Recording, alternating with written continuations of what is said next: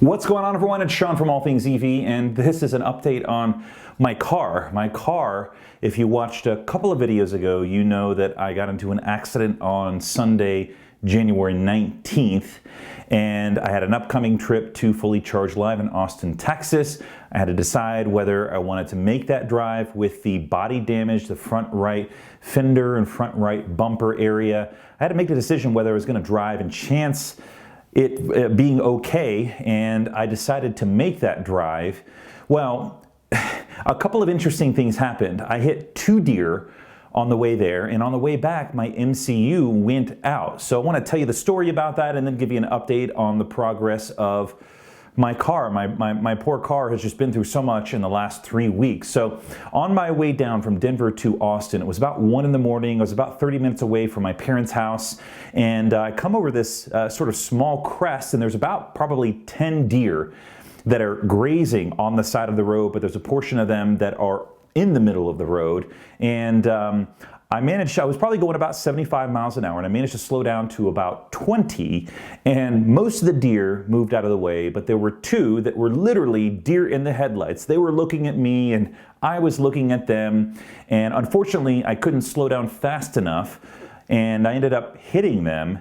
And one of them sort of, I guess, got up and ran away or something like that, because when I pulled over, I didn't see 2 deer on the road. I went to go look at the front of the bumper to see if there was any new damage. I thought in my mind, like, oh my God, this couldn't be the worst timing for me, because I'm about to get my car fixed and hopefully there's not any new damage. Well, fortunately, there wasn't any new damage to anything that was not going to be replaced. So where I hit the 2 deer was on the front bumper, left and right.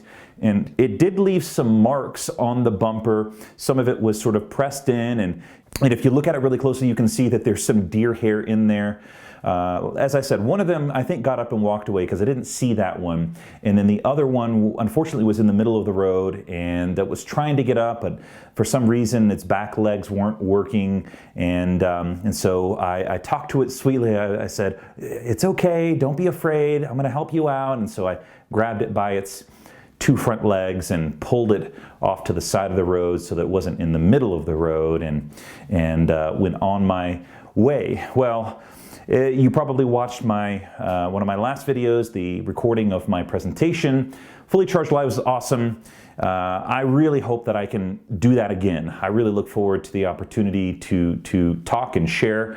I had a lot of fun. I got a lot of great feedback from you all. So once Fully Charged Live was done, I began my trip back to Denver, Colorado, and I was probably 6 or 7 hours into the journey, and all of a sudden the MCU just went black. And I wasn't really sure what happened. I thought maybe it had just restarted on its own. Sometimes it's done that in the past with various software updates, but it never came back on. And it made it a really interesting situation because, of course, you use the touchscreen for everything. You use it for the navigation, you use it to know what supercharger stops are next and how much range you're going to end up with when you get to that next supercharger. You use it to control the HVAC system, the volume of the music, the Bluetooth, all of that stuff I lost about 6 hours into the trip, and it was probably about a 20 hour or so drive, factoring in all the charging. And yeah, it made it a really interesting trip back home. As I got closer to Denver, the temperature started to drop. There was a snowstorm that had come through, and I didn't have control over the HVAC. So the temperature was set at whatever I left it at before the MCU went dark, and I think it was probably around 71 degrees. And so the temperature started to drop. I started to get colder in the car, and fortunately, I had my sleeping gear, a sleeping bag, a winter sleeping bag in the car. And I managed to pull that out and put it around my legs, and I made it back to Denver, but it made it a really long trip because not only did I not have the HVAC running, but I didn't know where I was headed, and I didn't know where the next supercharging spots were. But fortunately, I was able to pull up my phone, and Google Maps has the Tesla charging stations along the way, and so I was able to estimate about every 150 miles or so I wanted to stop. And I managed to do that successfully, and I would map out the next stop and then charge a little bit extra above what the distance said it was going to take for me to get to the next stop, and I eventually made it home.